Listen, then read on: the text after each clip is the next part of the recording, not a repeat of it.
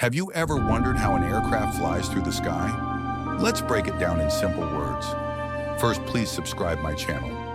When a jet takes off, three forces make it fly: lift, thrust, and aerodynamic design. The jet engine pulls in air, compresses it, mixes it with fuel, and ignites it, creating powerful exhaust that pushes the aircraft forward.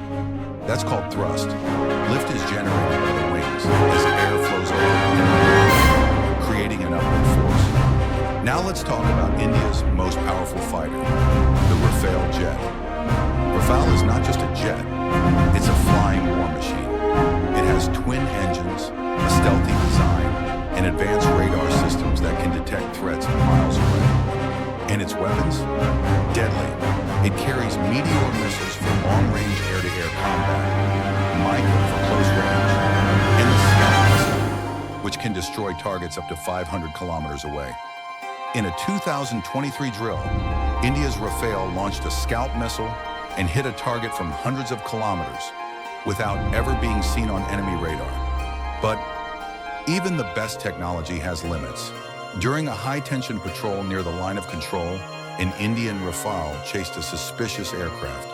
Pakistan responded by deploying its JF-17 Thunder, a joint Chinese-Pakistani fighter jet. In a dramatic dogfight, the JF-17 launched a beyond visual range missile and reported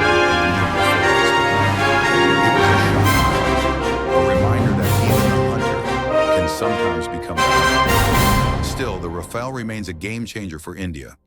Fast, smart, and deadly in the skies. So next time you hear the name Rafale, remember, it's not just a jet, it's an aerial hunter and a symbol of modern warfare.